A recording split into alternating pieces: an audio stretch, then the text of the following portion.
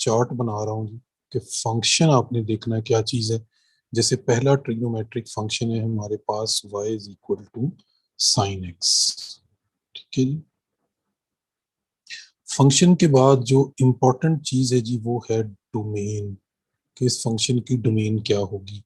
एक बात याद रखें कि डोमेन का जो ताल्लुक है वो x की वैल्यू के साथ होगा, यानी यहाँ पे हम जो भी डोमेन लिखेंगे this is something related to values of x, ठीक है जी।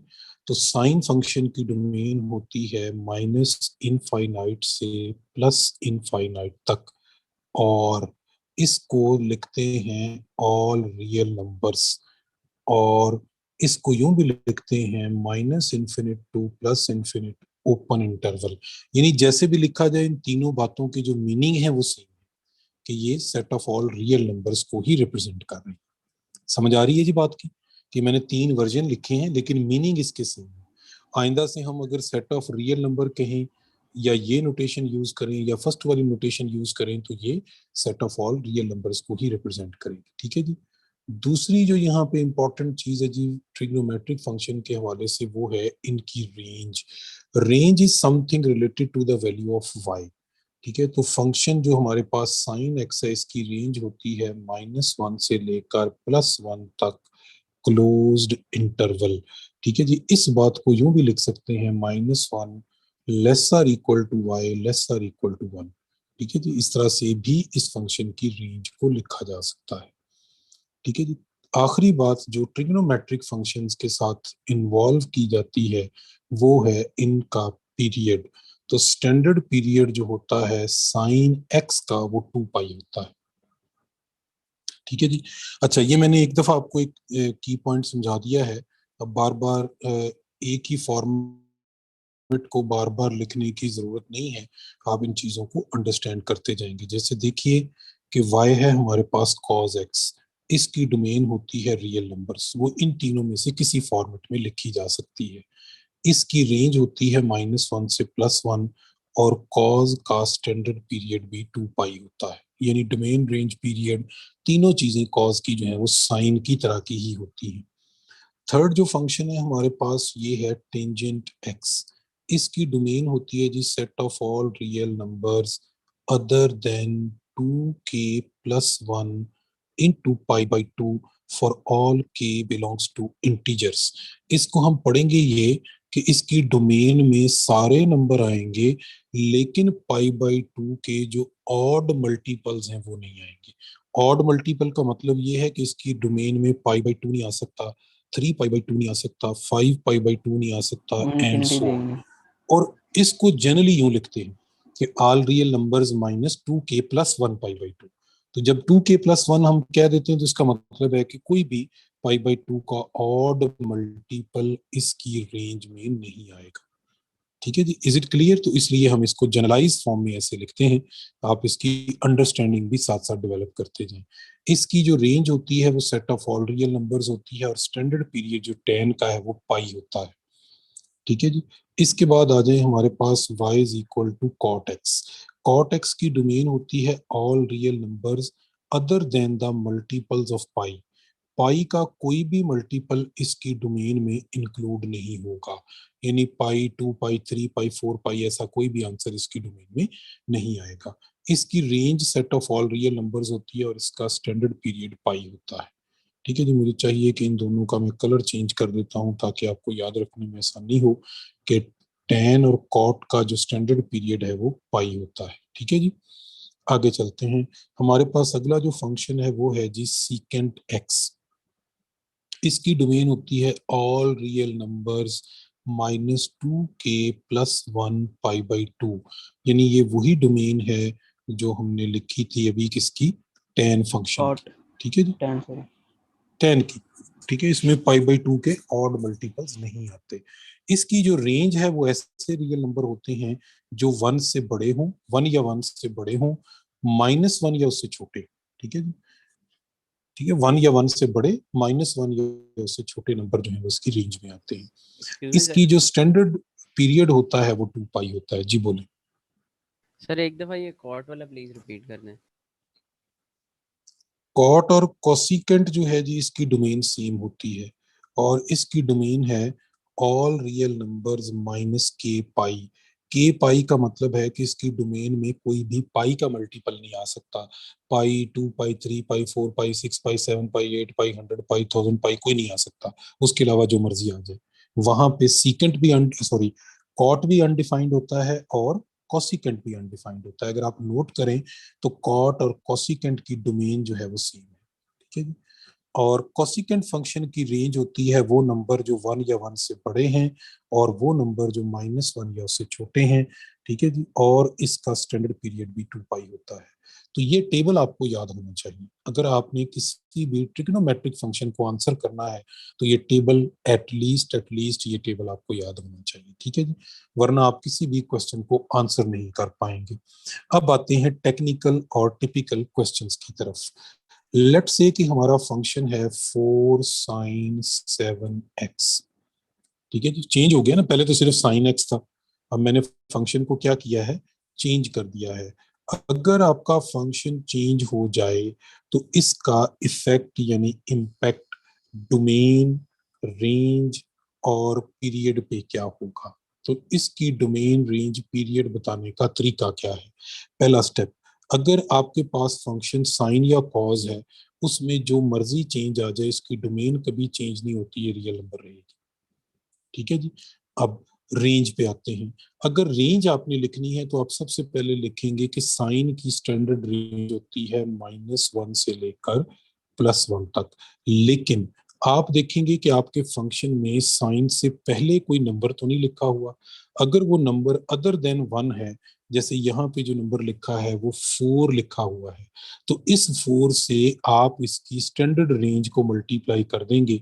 तो अब जो इस फंक्शन की रेंज होगी वो होगी -4 से +4 तक। क्यों जी, समझ आई ये बात की कि नहीं? Yes sir.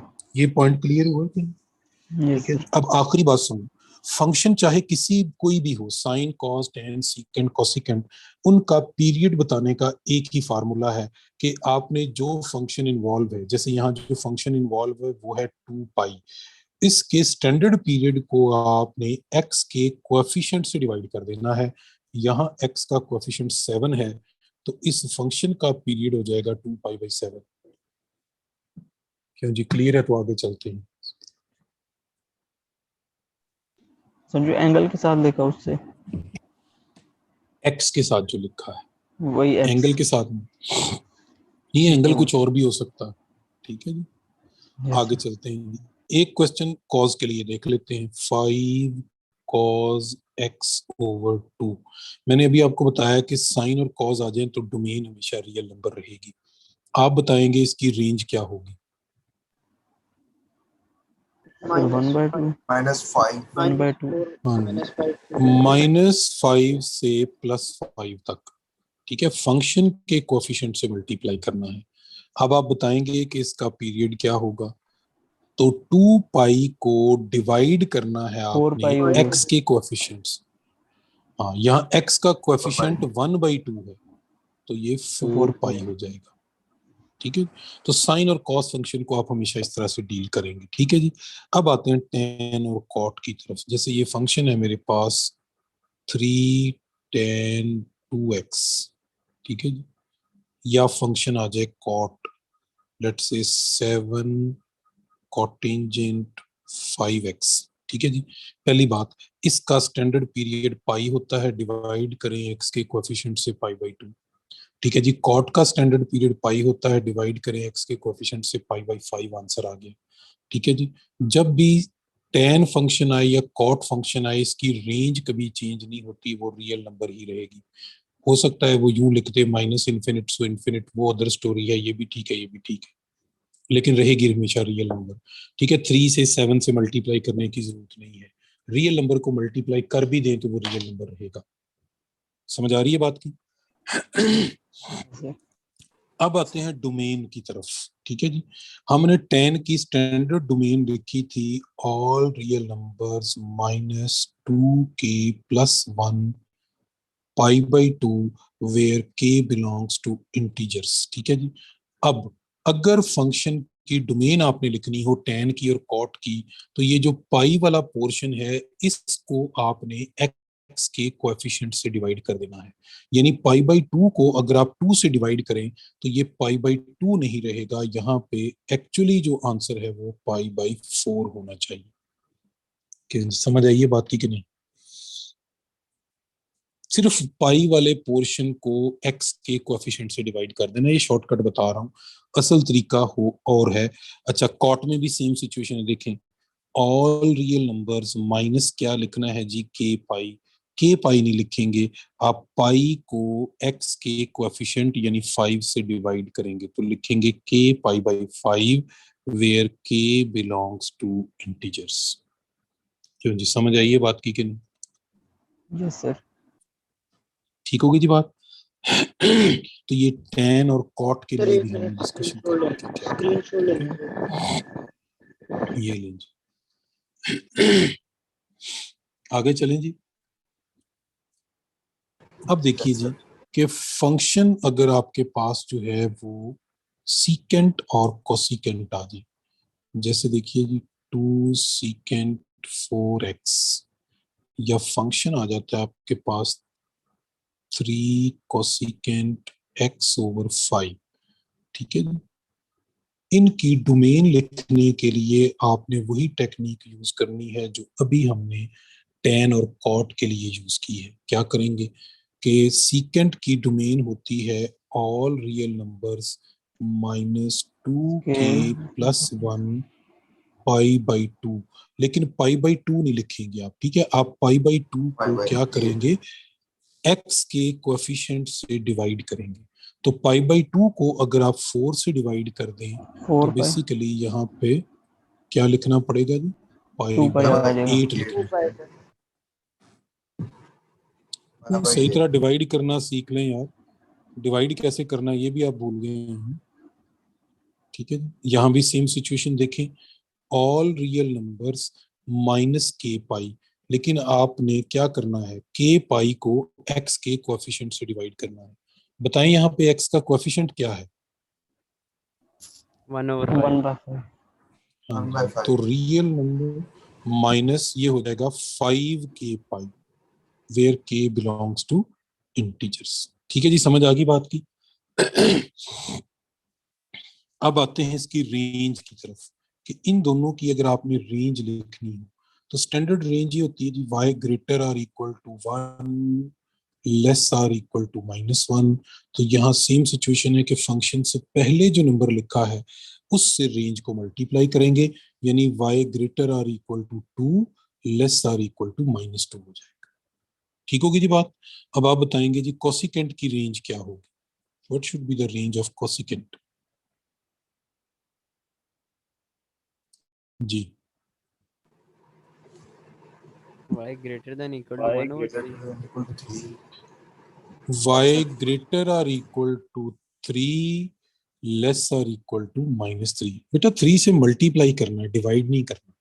वो डिवाइड x के कोएफिशिएंट से करना होता है, किसको, डोमेन को और पीरियड को। अब आप इनके पीरियड बताएंगे जी मुझे। ये देखिए सीकेंट का स्टैंडर्ड पीरियड होता है 2 पाई, इसे डिवाइड करेंगे 4 से तो इस फंक्शन का पीरियड आ जाएगा पाई बाई 2। अब बताएं जी कोसिकेंट x ओवर 5 का पीरियड क्या होगा जी, 10 पाई। 10 पाई, वेरी गुड। इसका पीरियड होगा 10 पाई। क्यों जी, समझ आ गई बात की कि नहीं? Yes sir. ठीक होगी जी बात। तो ये हमारे पास फंक्शन की डोमेन रेंज पीरियड फाइंड करने का तरीका आ गया। कुछ और टेक्निकल बातें करते हैं, अगर थोड़ा सा चेंज कर दिया जाए, स्पेसिफिकली साइन और कॉज बहुत चेंज होते हैं। जैसे ये मेरे पास एक फंक्शन है y is equal to sine x, इसका अगर मॉड ले लें, ठीक है। अब आप बताएंगे कि इसकी डोमेन क्या है, इसकी रेंज क्या है और इसका पीरियड क्या है। यानी मॉड लेने से फंक्शन के डोमेन रेंज पीरियड के ऊपर क्या फर्क पड़ता है। इसकी डोमेन तो रहेगी रियल नंबर, रेंज अब इसकी हो जाएगी 0 से लेकर 1 तक, क्योंकि मॉड का मतलब है कोई नेगेटिव आंसर नहीं आएगा इसका। समझ आइए बात की कि नहीं है इसमें? जब आप किसी फंक्शन पे मॉड लगा देंगे तो इसका मतलब है अब इसका कोई नेगेटिव आंसर नहीं आएगा। क्यों जी, समझ आ रही है बात की कि नहीं? Yes, sir. अच्छा, पीरियड पे क्या इफेक्ट होगा? ये फंक्शन लिखा है साइन एक्स, मॉड ले लें तो इसका पीरियड हाफ हो जाता है। पहले 2 पाई था, अब इसका पीरियड पाई रह जाएगा। ये बातें याद रखने वाली हैं। चलिए एक और क्वेश्चन करवाता हूँ जी। ये फंक्शन है मेरे पास cos स्क्वायर 4x, इसकी डोमेन होगी रियल नंबर, इसकी रेंज होगी 0 से 1 तक। क्यों? क्योंकि पावर अगर इवन आ जाए तब भी कोई आंसर नेगेटिव नहीं आ सकता, तो इसकी रेंज जो है वो नेगेटिव नंबर सारे खत्म हो जाएंगे, 0 से लेकर 1 तक रह जाएगी। पहले -1 से 1 तक थी, अब 0 से 1 तक चली जाएगी। क्यों जी, समझ आ रही है बात? और अगर आप स्केयर ले लें या पावर 4 कर दें या पावर 8 कर दें, तब भी जो पीरियड है वो हाफ हो जाता है। यानी इस फंक्शन का पहले आप पीरियड लिख दें, वो आएगा 2 पाई डिवाइडेड बाई 4, यानी पाई बाई 2। लेकिन पाई बाई 2 भी आंसर नहीं है, आपने इसका भी हाफ कर देना है, तो आंसर आएगा आपके पास पाई बाई 4। क्यों जी, समझ आई है बात की कि नहीं? लेकिन कब? जब फंक्शन के ऊपर मॉड लगा हो या फंक्शन की पावर क्या हो, इवन हो, तो ये सिचुएशन क्रिएट होगी। अगर पावर ऑड है तो फिर ये सिचुएशन क्रिएट नहीं होगी। एक बात। दूसरी बात यह है कि ऐसा करने से टेन और कॉट का पीरियड इफेक्ट नहीं होता, वो एज इट इज रहता है। सिर्फ साइन, कॉज, सीकेंट और कोसिकेंट के पीरियड हाफ हो जाते हैं अगर इन पे मॉड लगा दें या इनको हाफ कर दें। क्यों जी, समझ आ गई है बात की? सॉरी, पावर अगर इसकी स्केल है। आगे चलते हैं। एक और क्वेश्चन देखिएगा जी कि y है हमारे पास, लेट से sine x multiplied by cos x. ठीक है जी, तो इसकी डोमेन होगी ऑल रियल नंबर्स। ठीक है जी, ये तो ठीक है, लेकिन आप इसकी ना रेंज बता सकते हैं ना पीरियड बता सकते हैं। उसकी वजह क्या है कि ये सिंगल फंक्शन नहीं है। तो पहला काम ये है कि आप इसे सिंगल फंक्शन बनाएंगे। सिंगल फंक्शन बनाने का तरीका क्या है? बहुत सारे ट्रिग्नोमेट्रिक रूल्स हैं। जैसे अगर हम इसको 2 से मल्टीप्लाई कर दें और 2 से डिवाइड कर दें तो ये बन जाएगा 1/2 साइन 2x। अब इसकी डोमेन रियल नंबर है, इसकी रेंज हो जाएगी -1/2 से +1/2 तक। क्यों जी, ठीक है? और इसका पीरियड हो जाएगा पाई। ये बात समझ आ गई है कि नहीं? ये बातें मैं आपको पीछे बता चुका हूँ, अब सिर्फ डील करने का तरीका बता रहा हूँ कि अगर फंक्शन के अंदर थोड़ी वेरिएशन आती है, थोड़ी चेंजेस आती हैं, तो आप इनकी डोमेन, रेंज, पीरियड जो है वो किस तरह से कंप्यूट करेंगे। क्यों जी, क्लियर है पॉइंट? Yes sir. ठीक है जी, चलें एक क्वेश्चन आपसे और कर लेते हैं। आप मुझे बताएंगे कि इस फंक्शन की डोमेन क्या है, रेंज क्या है, पीरियड क्या है। y is equal to 3 sin x plus 4 cos x। आपने बताना है इस फंक्शन की डोमेन क्या है। डोमेन चले मैं आपको बता देता हूँ, रियल नंबर है। आप बताएंगे कि इस फंक्शन की रेंज क्या है और इस फंक्शन का पीरियड क्या है। जब तक आप इसे सिंगल फंक्शन नहीं बनाते तब तक आप इसकी ना डोमेन तो बता सकते हैं, लेकिन रेंज और पीरियड नहीं बता सकते। और रिसेंटली मैंने कल आपको बताया है कि अगर इस तरह का फंक्शन हो तो आप इसे सिंगल फंक्शन कैसे बना सकते हैं। याद है कि भूल गए? जी बताएंगे जी, कैसे बनाएंगे इसको सिंगल फंक्शन, यानी ये ऐड होके सिंगल फंक्शन कैसे बनेगा। जी नहीं याद? सर आपने वो फॉर्मूला लिखवाया था प्रोडक्ट कॉस के, अगर साइन और कॉस हो तो वहाँ पे जाके मल्टीप्लाई हो जाती है। नहीं जी नहीं, मैंने बताया था कि आप इसे r sin theta plus phi की फॉर्म में लिख सकते हैं। और r की वैल्यू जो है वो होती है √a² प्लस b² का स्क्वायर रूट। और यहाँ लिखेंगे साइन थीटा प्लस फाई जो होता है वो होता है टेंजेंट इनवर्स b/a। याद आया कि नहीं आया? कल मैंने बताया। सर 9+16। ठीक है जी, तो ये आपके 16 आएगा, सॉरी। तो ये हो जाएगा 5 साइन थीटा की जगह x, और यहाँ आ जाएगा टेंजेंट इनवर्स 4/3। ठीक है, अब बताएं इस फंक्शन की रेंज क्या होगी। बन गया ना सिंगल फंक्शन, सिर्फ साइन रह गया यहाँ। ये कल ही मैंने अभी आपको डिटेल में समझाया है, प्रैक्टिस करें उसकी जरा जाके। तो इसकी रेंज हो जाएगी -5 से लेकर +5, और इसका पीरियड क्या होगा, वो 2 पाई ही रहेगा, क्योंकि x का कोएफिशिएंट यहाँ पे 1 ही है। ठीक है जी, इज इट क्लियर कि इसकी डोमेन आ गई, रेंज आ गई और पीरियड भी आ गया। क्लियर है, तो आगे चलते हैं जी। एक और टेक्निकल की पॉइंट मैं आपसे डिस्कस करूंगा। मेरे पास फंक्शन है, लेट से थोड़ा सा मैं इसको चेंज करता हूँ। ये है जी -3 sin 5x + 4। ठीक है जी, आपने बताना है कि इसकी डोमेन क्या है, बल्कि वो मैं खुद ही बता देता हूँ। साइन कॉस में हमेशा रियल नंबर होती है। इंपॉर्टेंट चीज है कि जी आप बताएं इसकी रेंज क्या होगी। पहले तो रेंज बताएं क्या होगी, फिर आप बताएंगे कि इस फंक्शन का पीरियड क्या होगा। ठीक है, फिर एक नई चीज आपसे पूछूंगा और वो होती है फेज शिफ्ट। जी रेंज क्या होगी इसकी? -3 -3 से फिर देंगे आगे 3 से रेंज -3 से +3 ही रहेगी। ठीक है जी, आप अगर नेगेटिव से मल्टीप्लाई कर भी देना तो इस पे फर्क कोई नहीं पड़ता, इनइक्वालिटी एज इट इज रहती है। नहीं समझे बात? Okay sir. ठीक, ये ऐसे ही रहेगी।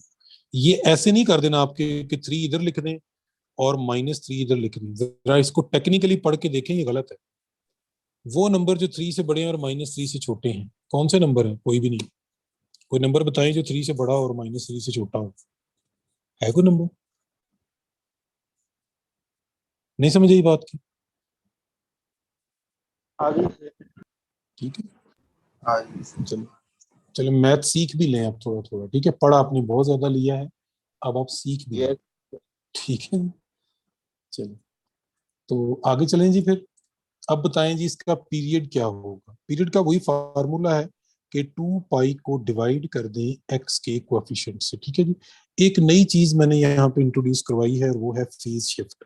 फेज शिफ्ट कहते हैं कि अगर x में कोई कांस्टेंट वैल्यू ऐड हो रही है, जैसे ये ऐड हो रही है, तो इस वैल्यू को x के कोएफिशिएंट से डिवाइड कर दें और फिर इसका साइन चेंज कर दें, तो इसे फेज शिफ्ट कहते हैं।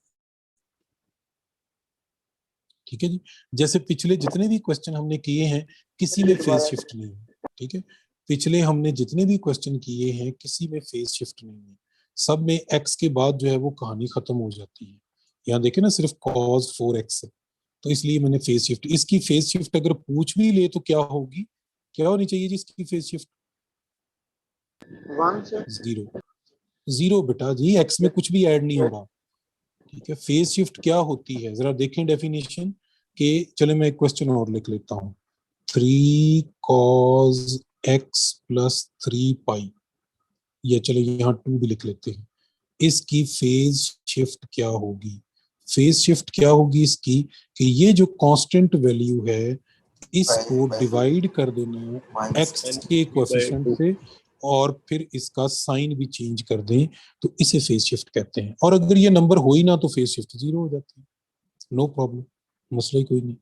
तो पहले क्वेश्चन में मैंने इसलिए जिक्र नहीं किया कि वहां पे ऐसा नंबर था नहीं कोई, लेकिन एनी हाउ जनरल नॉलेज है, याद रखें। अच्छा जी, आखिरी बात आप बताएंगे कि फ्रीक्वेंसी क्या हो, इस फंक्शन की फ्रीक्वेंसी क्या हो। पिछली 2 स्लाइड दिखा दें सर। जी मैंने जो क्वेश्चन पूछा जी ये बताइए।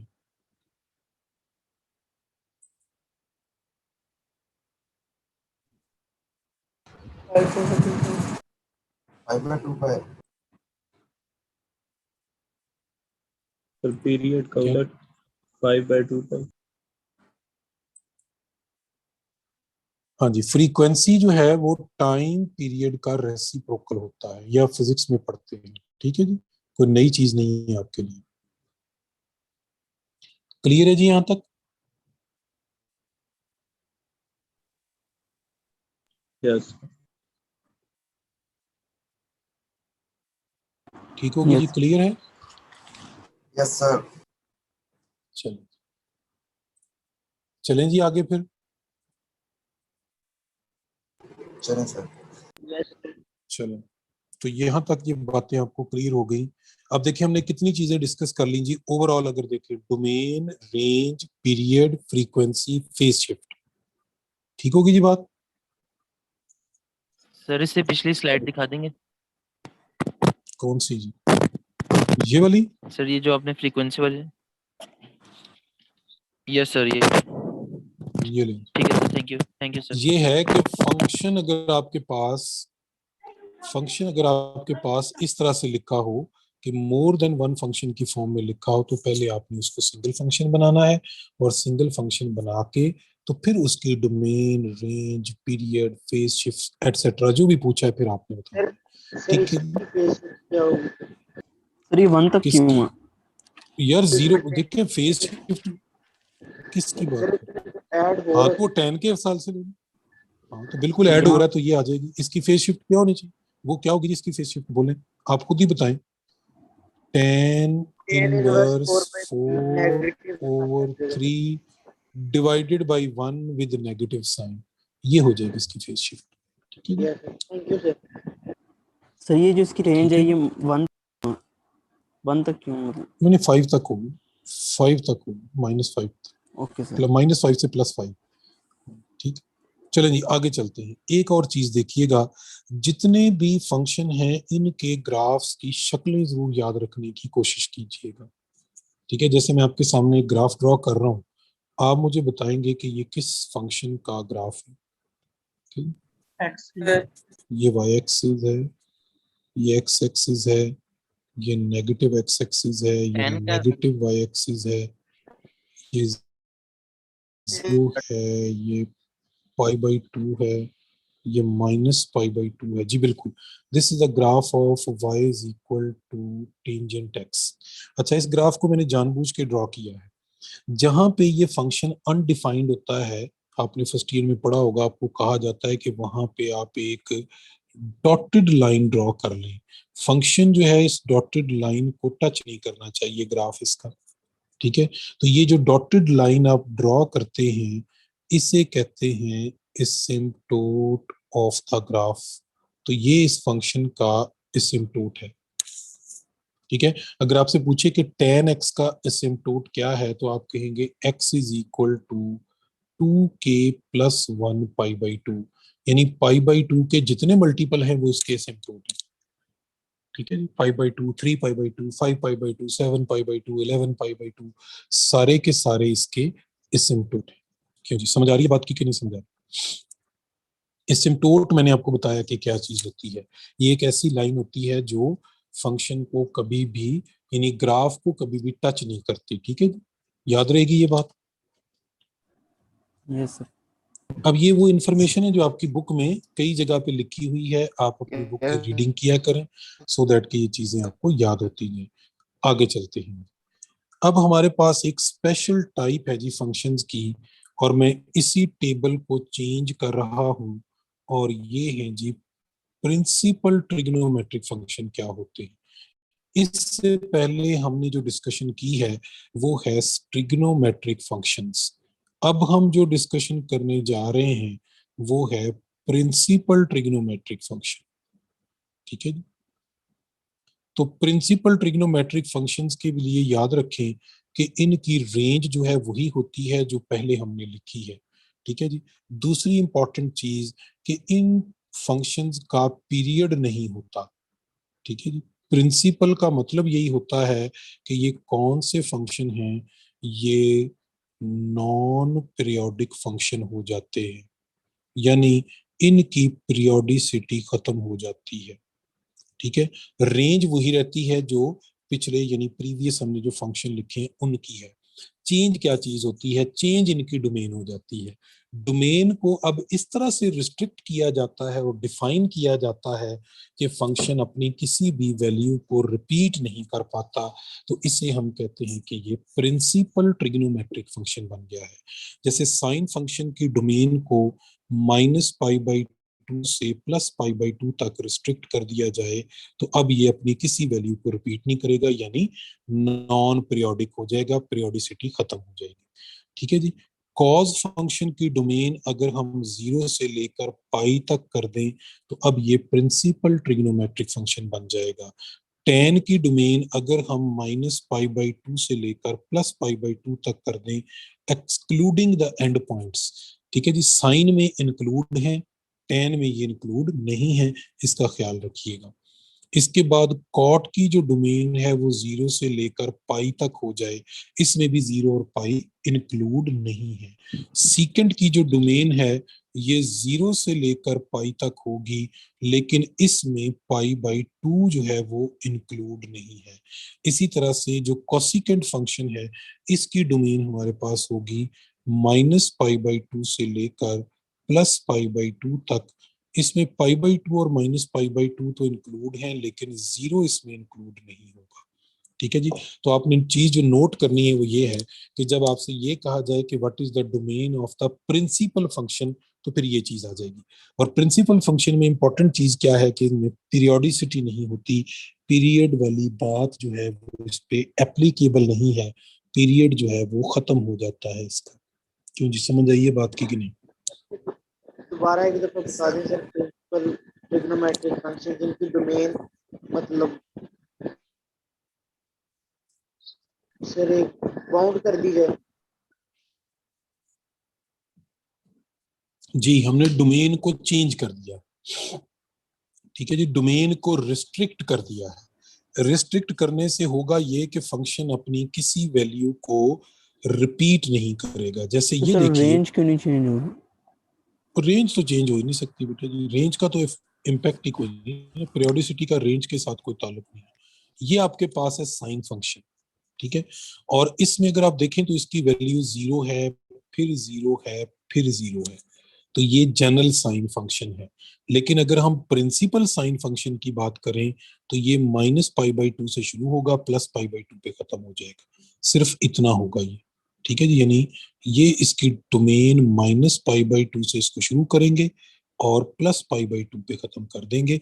अब ये अपनी किसी वैल्यू को रिपीट नहीं करेगा, हर वैल्यू यूनिक हो जाएगी। तो दिस इज द रीजन कि हम फंक्शन की डोमेन को रिस्ट्रिक्ट कर देते हैं, ठीक है।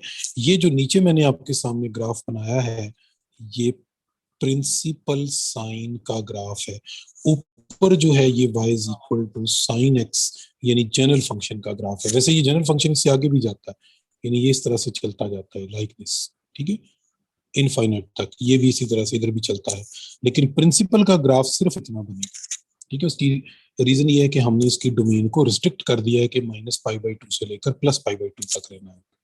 इज दैट क्लियर जी? अगर ये पॉइंट क्लियर है तो अगले की पॉइंट पे चलते हैं, ठीक है जी। क्लियर है ये?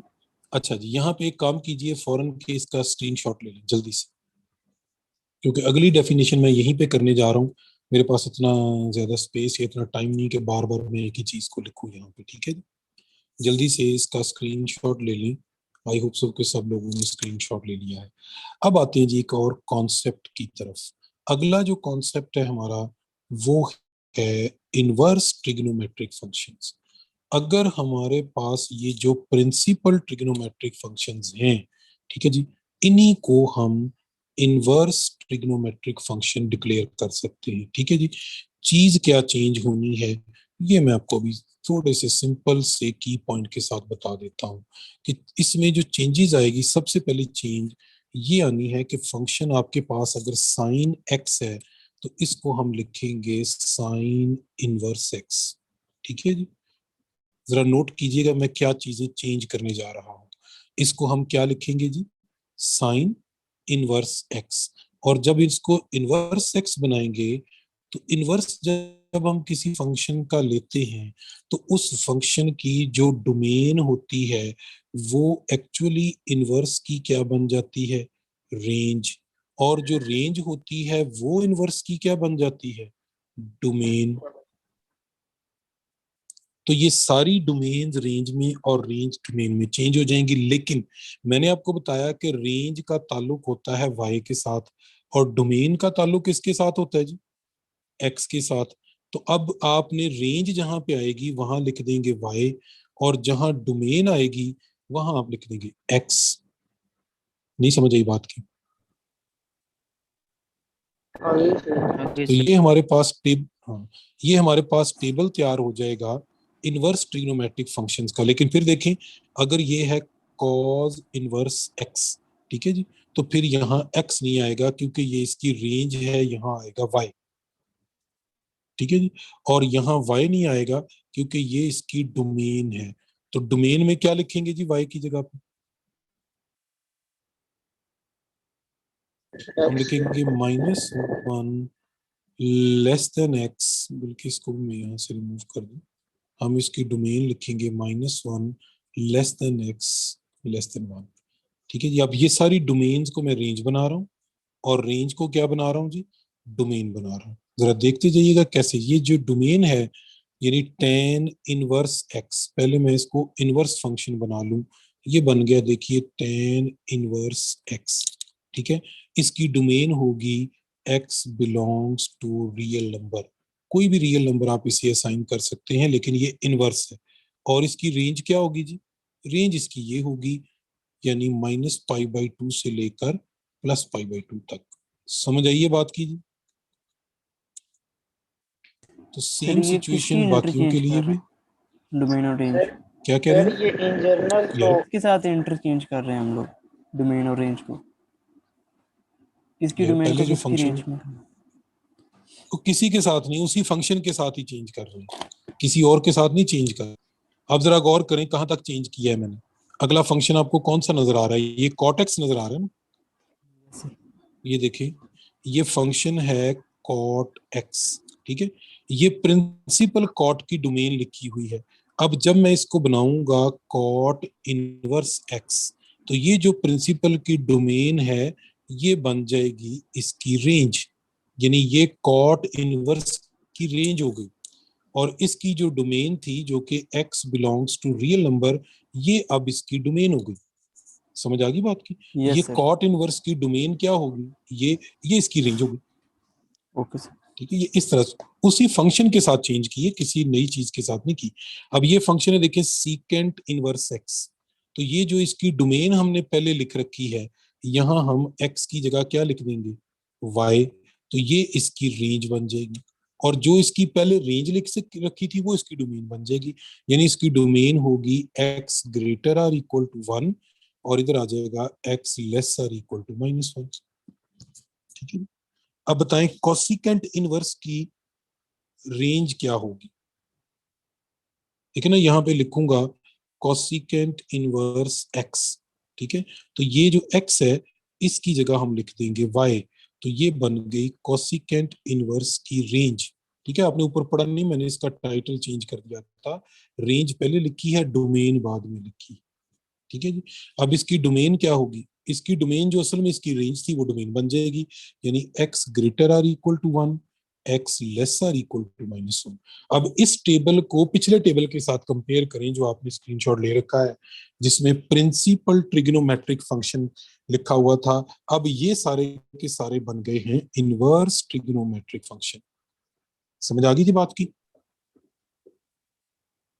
यस ठीक है। तो जब हमने इनवर्स ट्रिग्नोमेट्रिक फंक्शन की डोमेन या रेंज लिखनी होती है, तो हमें डोमेन और रेंज चाहिए किसकी, प्रिंसिपल ट्रिग्नोमेट्रिक फंक्शन की। तो ये सारे फंक्शन एक दूसरे के साथ एसोसिएट होते हैं चूंकि, तो मैंने स्टेप बाय स्टेप आपको सारी जो चीजें हैं वो बता दी। अब सबसे इंपॉर्टेंट चीज देखें, यहाँ 3 टेबल हो गए हमारे पास। एक है ट्रिग्नोमेट्रिक फंक्शंस, फिर है प्रिंसिपल ट्रिग्नोमेट्रिक फंक्शंस, और तीसरा है इनवर्स ट्रिग्नोमेट्रिक फंक्शंस। तो इनमें इंपॉर्टेंट चीज ये डोमेन, रेंज, पीरियड। लेकिन अगर आप देखें तो प्रिंसिपल के अंदर पीरियड नहीं होता, तो इनवर्स के अंदर भी पीरियड नहीं होता। इनवर्स ट्रिग्नोमेट्रिक फंक्शन जो होते हैं ये भी नॉन पीरियोडिक होते हैं, इसमें पीरियोडिसिटी नहीं आएगी। समझ आ गई थी बात की कि नहीं आई? अभी आगे चले जी। Yes sir. अब आते हैं क्वेश्चंस की तरफ, कि जो इनवर्स ट्रिग्नोमेट्रिक फंक्शंस हैं इनके क्वेश्चन कैसे आएंगे, ठीक है। तो इनवर्स ट्रिग्नोमेट्रिक फंक्शंस के क्वेश्चन कैसे आते हैं इन पे बात करते हैं। सादा से क्वेश्चन से स्टार्ट करेंगे, स्टेप बाय स्टेप हम उसको मुश्किल बनाते जाएंगे। सबसे पहला इंतहाई सिंपल क्वेश्चन कि अगर मैं आपसे पूछूं साइन इनवर्स 1 का आंसर क्या है, आपको पता होना चाहिए साइन π/2 पे 1 होता है, तो इसका आंसर π/2 आ जाएगा। क्यों जी, समझ आइए बात की नहीं? क्यों जी, क्लियर है? चलें अब आप बताएंगे कि कॉज इनवर्स 1/2 का आंसर क्या आएगा, यानी कॉज कहाँ पे 1/2 होता है, वो एंगल बताना है। 60 यानी π/3 रेडियन, ठीक है। हाँ, एक बात का ख्याल रखें, मैंने डोमेन रेंज लिखते हुए कहीं भी जो है वो डिग्री यूज नहीं किया, तो आप भी डिग्री यूज मत करें, आप भी क्या यूज करें, रेडियन ही यूज करें, ठीक है जी। सो केयरफुल रहिए इसके लिए। साथ साथ आगे चलें जी, चलें आप बताएंगे what should be the answer of tangent inverse 1, क्या होगा जी? 5/4, ठीक हो गया जी। अच्छा, अब अगर मैं आपसे पूछूं जी कि बताएं सीकेंट इनवर्स 2/√3 किसके इक्वल होगा, या मैं आपसे पूछूं कि 5/6 कोसिकेंट इनवर्स 2 किसके इक्वल होगा, या मैं आपसे पूछ लूं कि कोटेंजेंट इनवर्स √3 किसके इक्वल होगा, इसके लिए टेक्निकल पॉइंट याद रखिए, मैं साथ साथ चीजें आपको समझाऊंगा। पहला की पॉइंट कि अगर आपके पास क्वेश्चन कोसिकेंट इनवर्स x में आ जाए तो इसे फौरन साइन इनवर्स में कन्वर्ट करें, और कन्वर्ट कैसे करना है, यहाँ जो भी वैल्यू लिखी है यहाँ उसका रेसिप्रोकल बन जाएगा, ठीक है। सिमिलरली सीकेंट इनवर्स x को आप लिख सकते हैं cos inverse 1/x। Similarly cotangent inverse x को आप लिख सकते हैं टेंजेंट इनवर्स 1/x, ठीक है। तो देखिए सीकेंट इनवर्स को हम लिखेंगे cos इनवर्स √3/2, और ये हमें पता है कि π/6 पे होता है, ठीक है। कोसिकेंट इनवर्स 2 को लिखेंगे हम साइन इनवर्स 1/2, और ये होता है π/6 पे, ठीक है जी। कॉट इनवर्स को हम लिखेंगे tan इनवर्स 1/√3, बाई चांस ये भी π/6 होता है। एनीहाउ बताने का मकसद ये है कि अगर आपने सीकेंट, कोसिकेंट और कोटेंजेंट को सॉल्व करना है तो इसे साइन कॉस tan में कन्वर्ट करके सॉल्व कर लें, वो आपका रूल एज इट इज रहेगा, ठीक है जी। समझ आ गई ये बात की जी? आगे चलें फिर, चलिए आगे चलते हैं। कौन सी, ये वाली?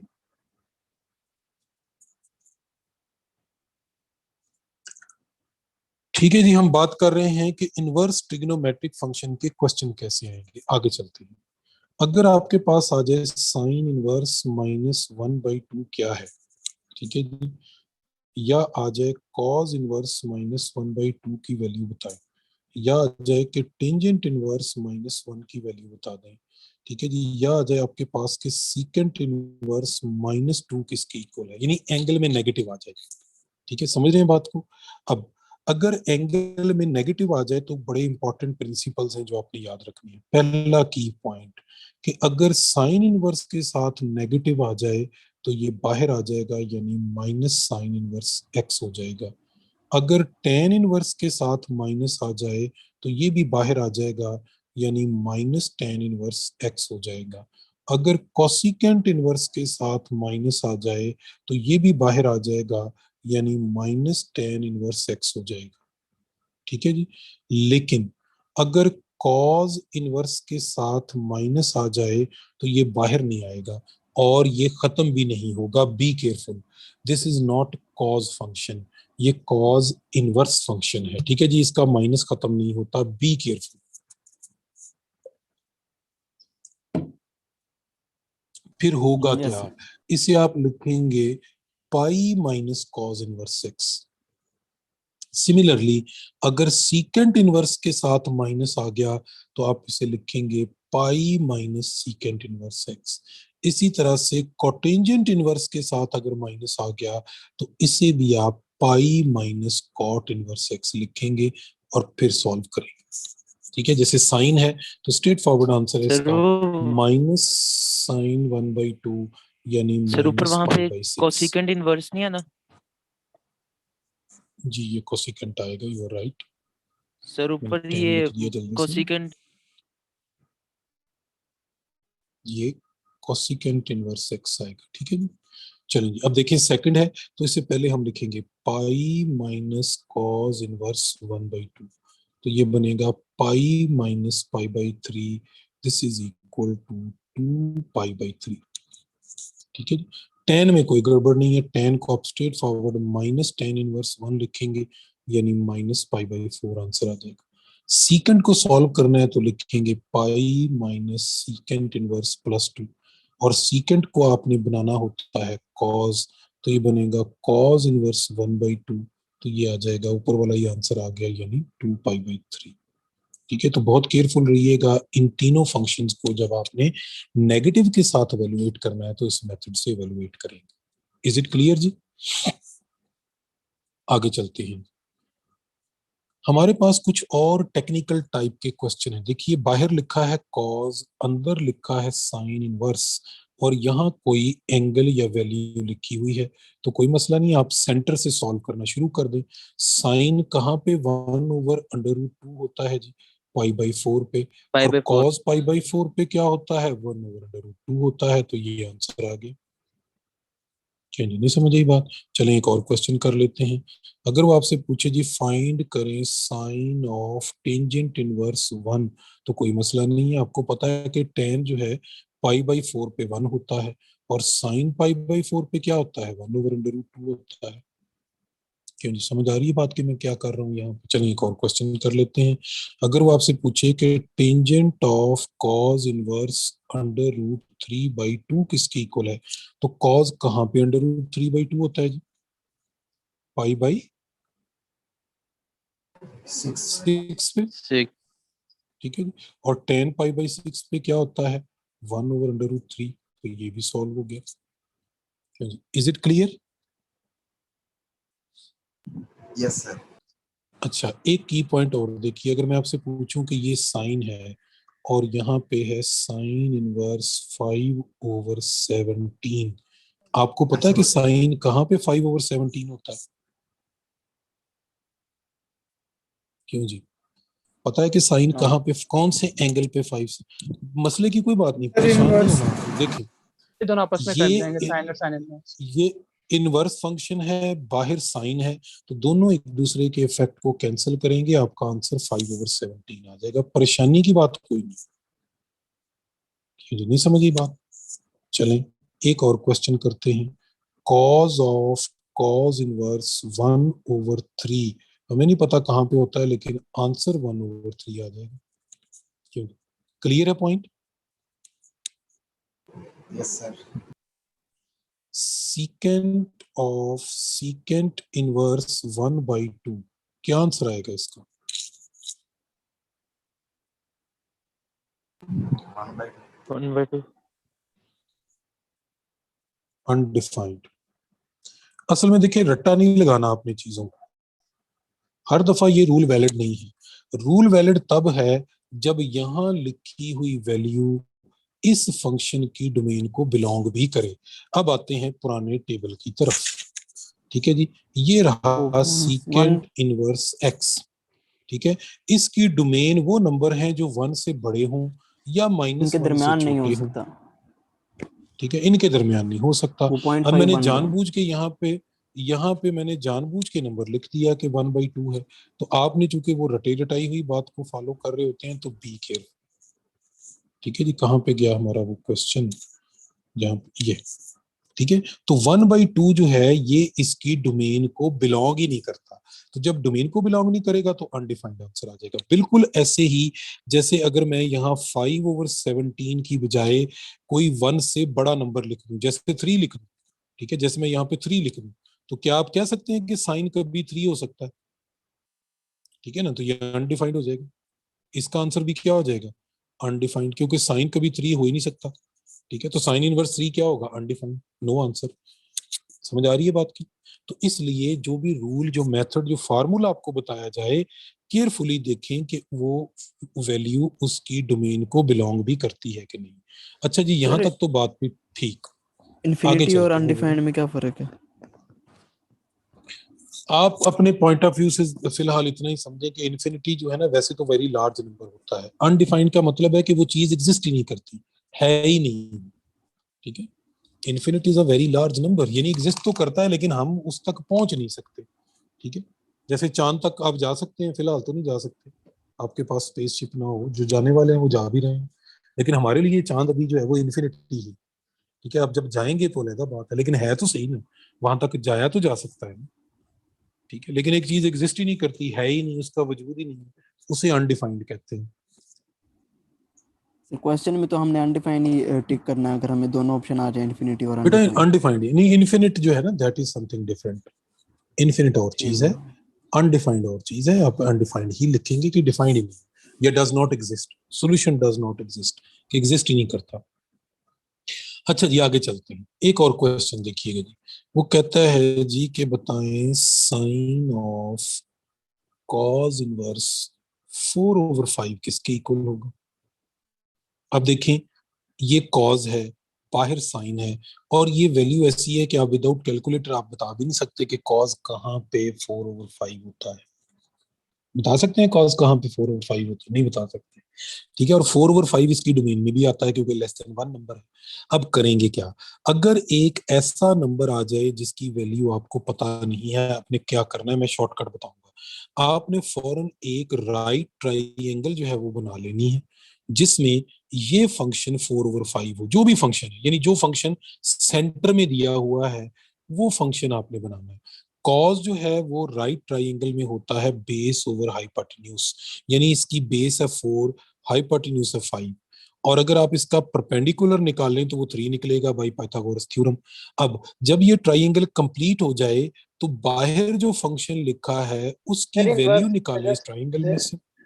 इनवर्स की वजह से उल्ट नहीं हो जाएगी वैल्यू 5/4? और नहीं होगी यार, मेरी बात गौर से सुने बस आप। ठीक है, टाइम पहले थोड़ा आप जरा गौर से सुनिए बात को। ठीक है जी, ठीक है, तो क्या करना है, बाहर जो फंक्शन लिखा है इसकी वैल्यू लिखें, वो होता है परपेंडिकुलर ओवर हाइपोटेन्यूज, तो दैट इज 3/5। यही आपका आंसर है, इस पूरे क्वेश्चन का आंसर यही है। ठीक है जी, मैं एक और क्वेश्चन करता हूँ, जरा गौर से सुन लीजिएगा मैंने कहा क्या है। देखिए, वो आपसे कहे कि tangent of sine inverse 5/13 find करें, क्या है। आपने इस फंक्शन को देखकर एक राइट ट्राइंगल बनानी है, यानी ऐसी राइट एंगल ट्राइंगल बनाएं जिसमें साइन थीटा 5/13 हो। ठीक है जी, परपेंडिकुलर ओवर हाइपोटेन्यूज।